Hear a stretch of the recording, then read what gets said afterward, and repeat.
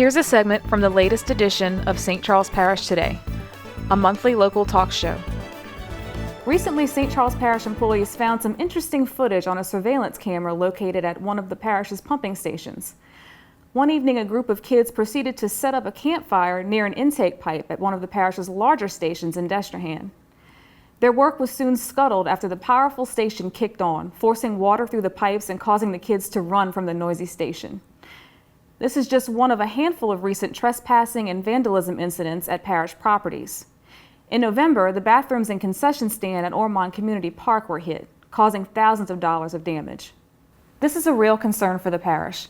Not only does it cost taxpayer money, but it represents a real danger to those who would unfortunately commit such acts. Today we have with us St. Charles Parish Risk Manager Monique Grenier to talk about these issues and more. All right, well, thank you for being on the show today. Thank you for having me. First of all, I just want to get a little bit of a background on what your job exactly is with the parish and how you kind of fit into this topic. As the risk manager for the parish, we're involved in a lot of different activities. A brief overview would be that we do safety training for employees. We manage all claims for the parish on general liability, auto liability, and property. We facilitate workers' comp for employee injuries, and we investigate public complaints as well as do safety training for employees. Right, and so it sounds short, but it's definitely a lot of responsibilities involved in that. So unfortunately, the parish has dealt with, over the past few years, some incidences of vandalism to public property, such as parks, pumping stations, and things like that. And this can have some detrimental consequences to the parish and services that the parish provides. Can you talk about that a little bit? Absolutely. The services that we provide are critical because if the kids are at a pump station or there's vandalism and the pump station malfunctions for whatever reason, it has the ability to go offline, and if we can't get to it or find it enough time, it has the ability to flood people's houses. Also, to the kids and people that are playing there, they often don't realize that when you're on the pipe or near it, when the pump kicks on, the force of the water can knock you in and drown you and hold you there. And then on the other end, the pump can suck you in. So it's a very dangerous place.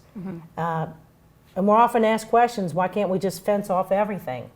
Well, we can't, because we have a lot of large equipment that needs to get in there to maintain these pump stations.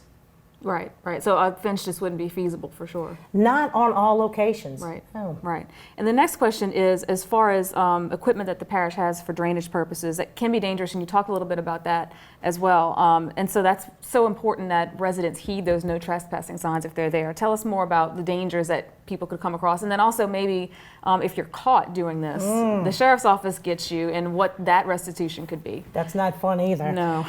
When you talk about the no trespassing sign and the dangers, again, I'll say that there's moving equipment and machinery, and that if somebody falls in or gets caught in something, due to the locations being remote, nobody may find you there for quite some time.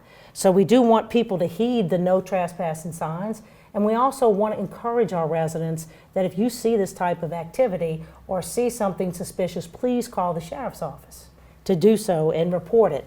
When it comes down to once we get a report of vandalism and risk management's called out there, we get a formal police report and we draw up an invoice for what it's going to cost, because later on down the line, sometimes they catch the vandals, and a lot of times, unfortunately, it's juveniles.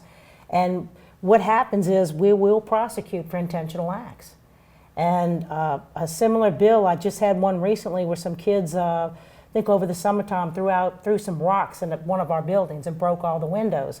Well, the time and material on that is several $100s to several $1,000s.